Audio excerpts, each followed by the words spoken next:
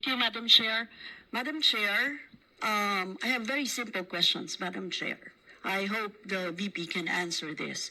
Can the old VP confirm that it requested and was granted the amount of 125 million for the confidential expenses for 2022 despite having no provision for a line item on confidential funds, Madam Chair?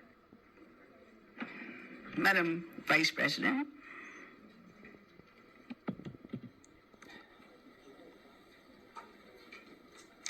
Madam Chair, that is the subject of Supreme Court cases. Yes. Kong Eileen, Madam Chair, please proceed. Yes. yes, Madam Chair, ang tanong ko lang po ay simple, no? Kung may provision, kung may line item o wala. So, Madam Chair, kung hindi po sinasagot, I will go on to my next question, please Madam proceed. Chair. Maaari rin bang kumpirmahin ng OVP na ang 125 million confidential funds na nirequest nito noong 2022 ay ginamit lamang mula December 21 hanggang December 31, 2022, Madam Chair? Madam Vice President. Madam Chair, that is a subject of Supreme Court cases. Yes. Madam Chair, obviously, ayaw tayong sagutin, Madam Chair, kasi, Madam Chair, pera ng taong bayan ito, Madam Chair, no? Yun po yung nakalagay dito. At karapatan na malaman ito ng bawat isa sa atin, Madam Chair, it is a matter of public interest. At humihingi po tayo ng transparency and accountability kaugnay dito, Madam Chair.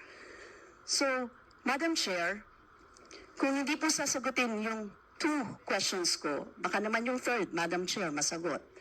Ayon sa ipinasang accomplishment report, utilization of confidential and intelligence funds ng OVP, ginamit ang 125 million para sa safe implementation of OVP initiatives and confidence building. Ano itong safe implementation of OVP initiatives and confidence building?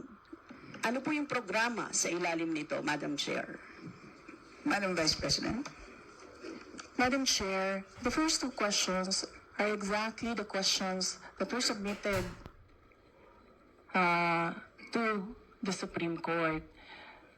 The Supreme Court is the correct venue to answer those questions because there are pending cases there already.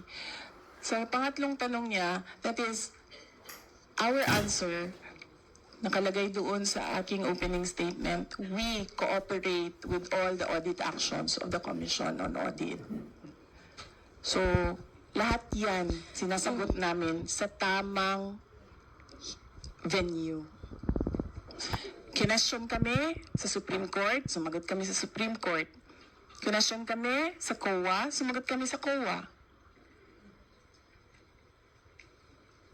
Yes, thank you, Madam Chair. No? Precisely. Kaya ko po tinatanong to, Madam Chair. If you remember, we requested, actually hindi nga kami nag-request eh.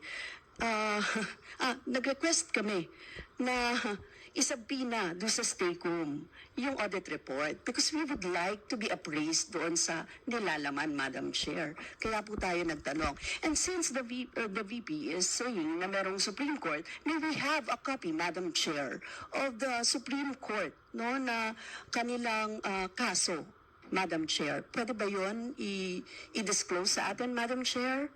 Do you have a copy of that, Madam Chair? Of course not. I am not the Supreme Court. They should request doon sa Supreme Court.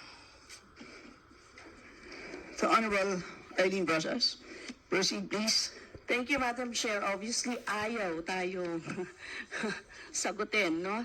Kaugnay sa ating mga hiling at sa ating mga katanungan, Madam Chair.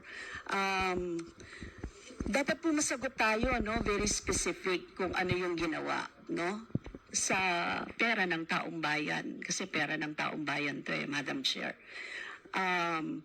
Kasi Madam Chair, sa accomplishment report na ipinasa ng OVP sa loob lamang ng December 21 to 31, 2022, gumastos ang OVP ng first 14 million para sa purchase of information,